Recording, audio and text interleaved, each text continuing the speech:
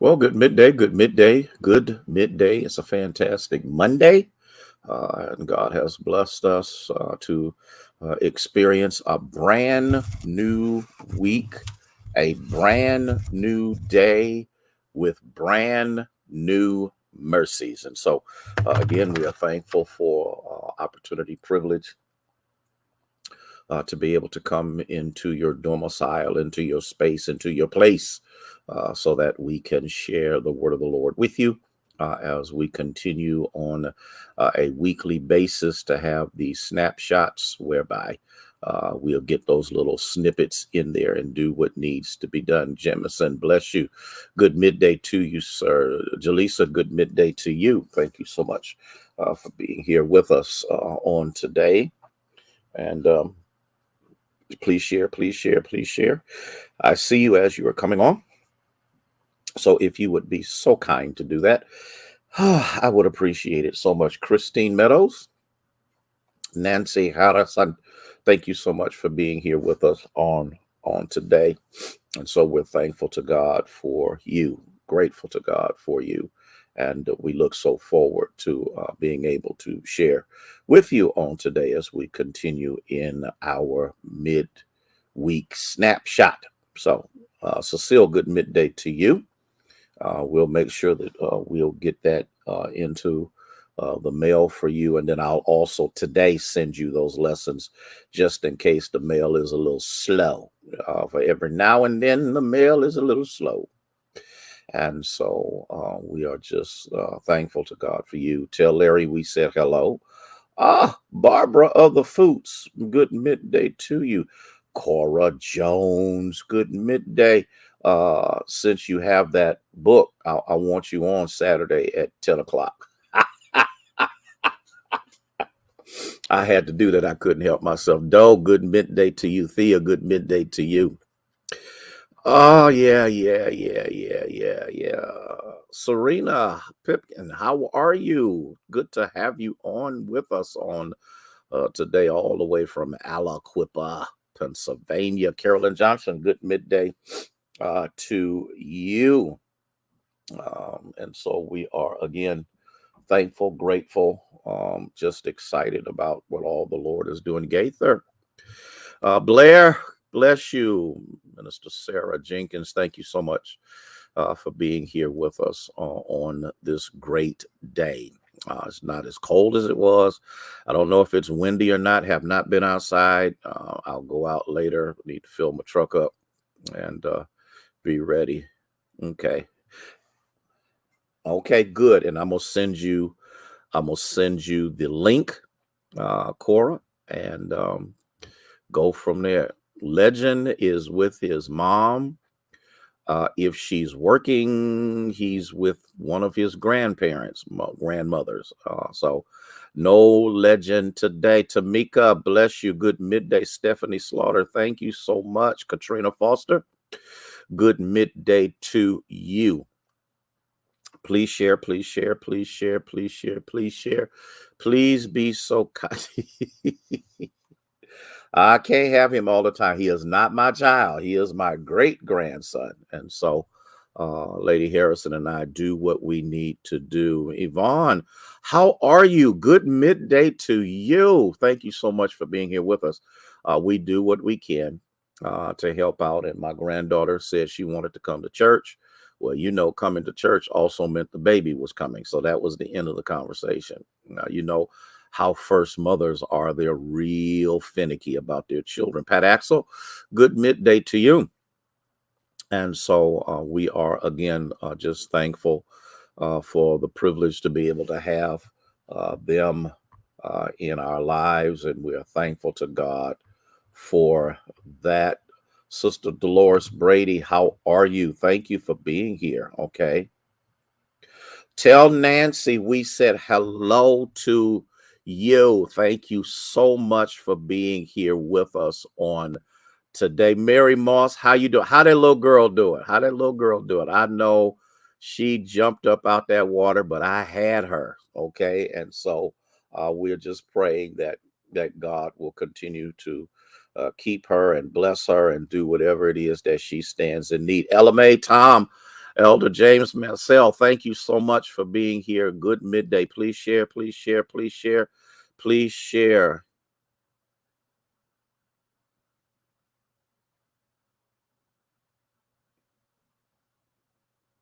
Tell Anthony I am not paying him any attention. As a matter of fact,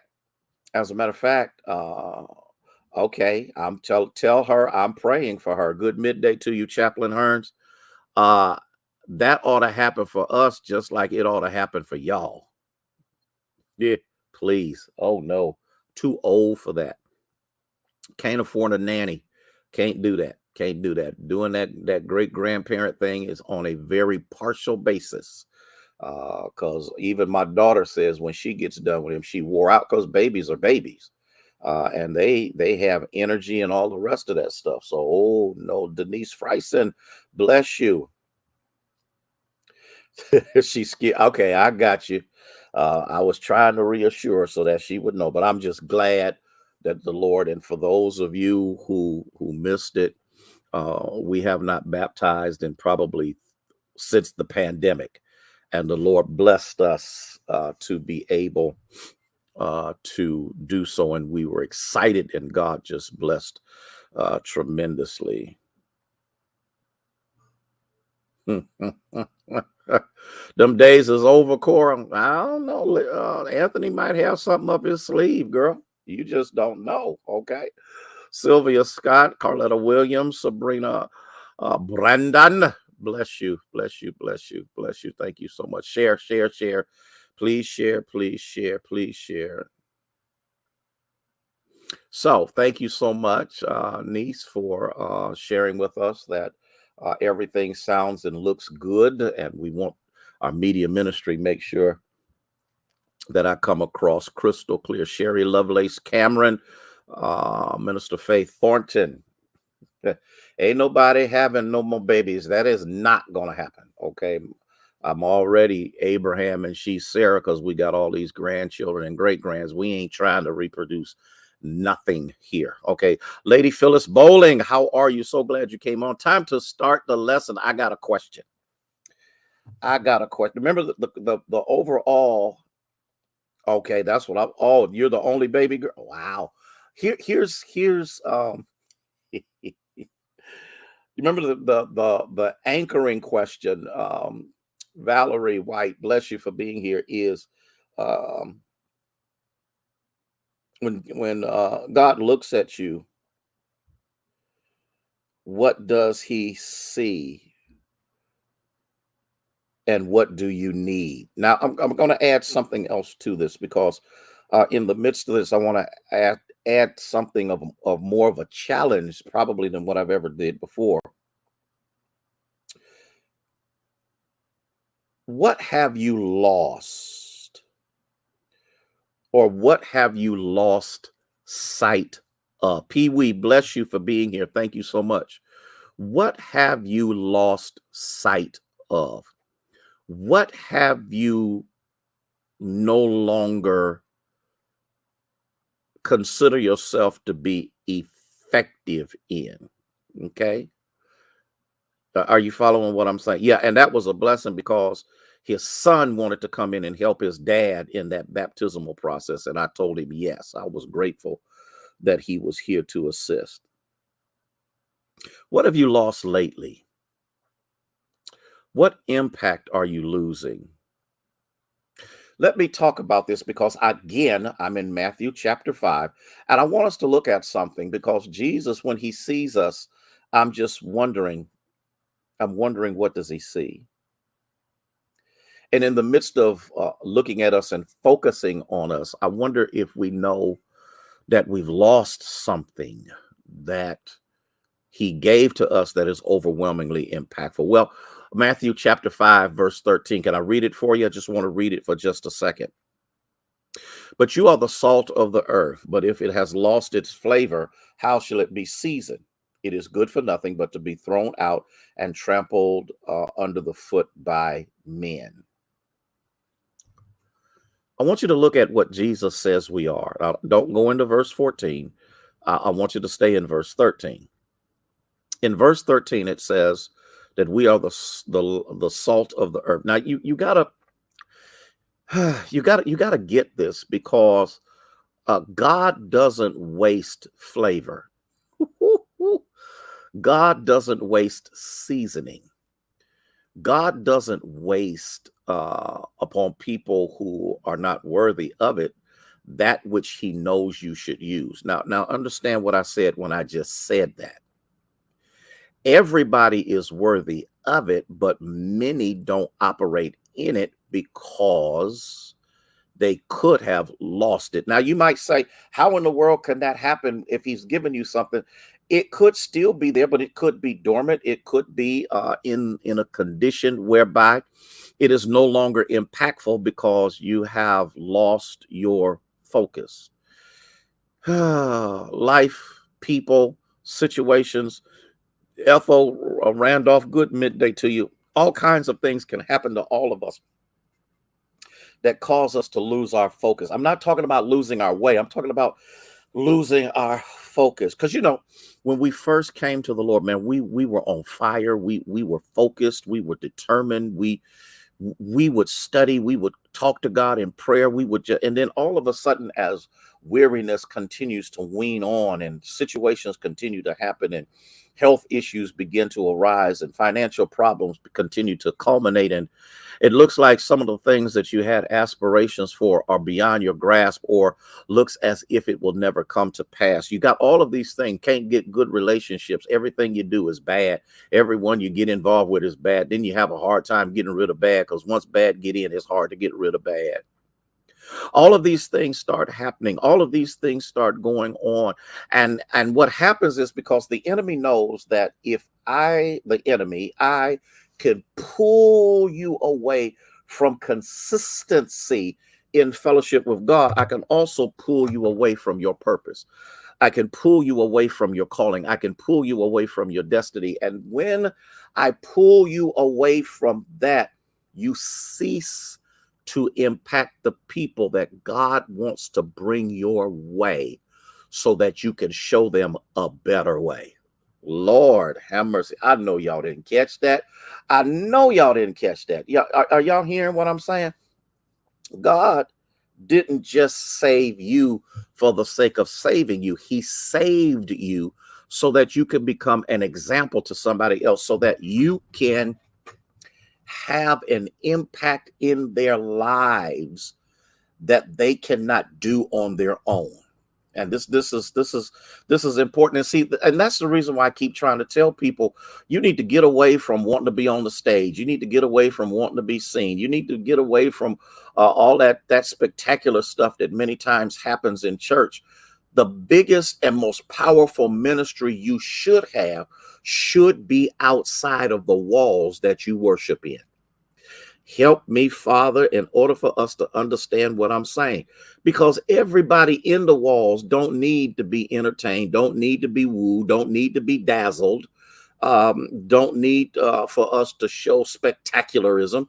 It's the people in your neighborhood. It's the people in your family.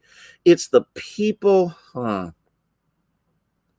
sometimes that are closest to you, which are the most difficult to deal with, but yet still, that is your assignment. People in your neighborhood should know you as an oasis of refreshment. People in your family ought to know you as a place to go, not just to get money, but to get relief. Lord have mercy. Help me to teach this like you gave it to me. Minister Marcia Walker, bless you for being here. Kathy Wilson, bless you, bless you. I need us to get, because see, the thing that has messed the church up so bad is it's so busy trying to thrill itself. It's not thrilling the world. It's not impacting the world. It's not showing other people how to live for Christ. Basically, we're always trying to impress each other as to how we are living. And so what we have to understand is that if we've lost our seasoning, now what is seasoning? Any of you that do any cooking in any way, shape, form, or fashion understand that cooking is no good without salt, with some level of salt. And I know, we ain't supposed to have a whole lot of it. We're using salt substitutes and things like that. But you have to understand that when it comes down to preparing a meal, I watch I watch Chops all the time. I watch Iron Chef America all the time. And the most used ingredient in every episode of everything is salt. And the amazing thing about it is, many of the judges, when someone does not use salt appropriately or don't use it enough, the first thing that comes out of the judge's mouth is, "Did you put salt in this?" And if you did put some in there, you obviously didn't put enough, because what we're participating in, what we're eating, is lacking one. Listen, you can have all kinds of other flavoring in there. You can have all kind of seasonings in there. You can have all of that other stuff in there. Okay, that's right, he sure is. And beat Bobby Flay. I mean, I watch all of them. And so what you have to see is, out of all of the ingredients that you may put on your vegetables, that you may put on your meat, which you shouldn't be putting on now because we're still fasting, that you put on anything that you are preparing, the main ingredient that is necessary in order for it to taste good is salt. Ooh, y'all better catch this if you don't catch anything else. So, what does that mean? If I have lost my seasoning, I have also lost my impact. If I have lost my seasoning, I have also lost my ability to show other people a different flavor of living. Lord, Lord, Lord, because people are living in flavors. The flavor of drought, the flavor of destitution, the flavor of mental illness, the flavor of separation, the flavor of pain, the flavor of hurt, the flavor of disappointment. All of these flavors are happening in the lives of so many people. And the one thing, Lord, I hope I'm teaching this, the one thing, Ann Saunders, that will change the person's disposition is when they get some salt. And when they get some salt, everything changes, because salt has the ability to transcend whatever you're doing and add a different flavor. Out of all of the other stuff that you put in there, if you're missing salt, you're missing. And then what this is what the Lord says. He says, if you lost your seasoning, your ability to be able to season not just your life, but the life of other people, he says you're not good for anything but to be thrown out and trampled under the feet of men, which means if you've lost it, you just might not get it back. I know y'all don't like me on that one, because see, how do I want to say this? I need to say it the way I need to say it. I never want to find myself in a position where the giftedness of God that has been placed in my life because of my own volition or my own ignorance or my own stupidity or my own arrogance or my own selfishness would cause someone who needs what I have to offer to never get it.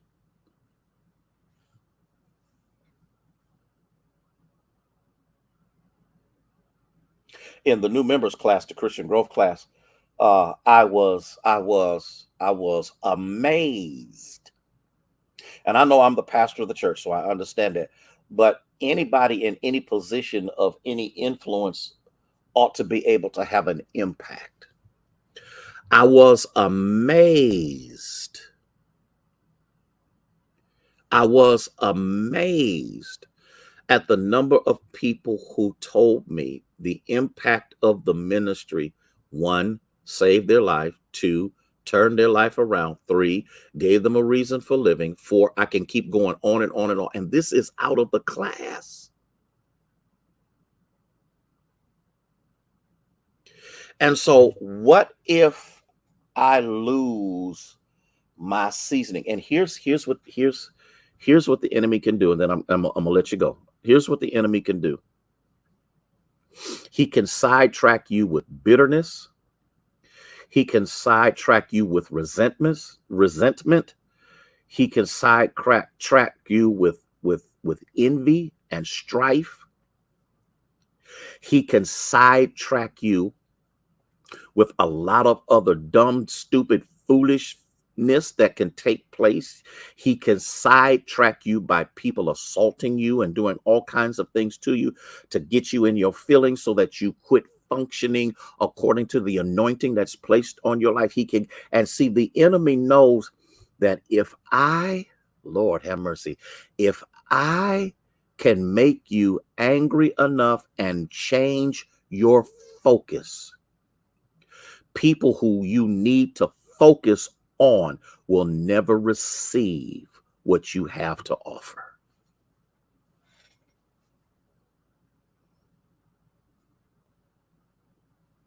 Because this saltiness, this seasoning does not come without some level of attack, because the enemy is even smarter than us. Because he recognizes that if I can sidetrack you, that means you have lost time from your purpose. And the time that you have lost will never be regained. And the people who were originally supposed to be sent your way will never be sent to you, because you don't have the impact necessary to help them change their lives. Put in the chat, if you don't mind, stay focused. Stay focused. You ain't got time for foolishness. Life's too short. Stay focused. You ain't got time for dumb, stupid, ignorant people. Stay focused. You ain't got time for stupidity. Stay focused. You don't have time for ignorance. Stay focused. I got some folk that I absolutely, Elder Jeff Gordon, I absolutely will not pay them any attention in any way, shape, form, or fashion, because I know they're a distraction. Stay focused. And when you stay, hey, Shirley, how are you? When you stay focused, God will stay faithful. When you stay focused, God will stay faithful. When you stay focused, God will stay faithful. When you stay focused, God will stay faithful. Listen, I got to go. I done been on here long enough. Snapshot is over. I'm praying that you have a glorious day, that God will bless you and provide for you and sustain you and give you that above and beyond all your expectations, because the last time I checked, he is rich in grace and mercy. He is powerful in everything you stand in need of. Okay. Thank you, Elder Mansell. Here we go. Thank you. Thank you. Thank you. Thank you. Thank you. Hey, hey, hey. Oh, hey, hey, hey, hey, hey. Are you eating healthy and drinking healthy today? Are you eating healthy and drinking healthy today? Get your water. Get your water. We still got 6 more days. Get your water. Eat healthy. Stay focused. Here we go. Here we go. Thank you, Elder James Mansell. Stay focused.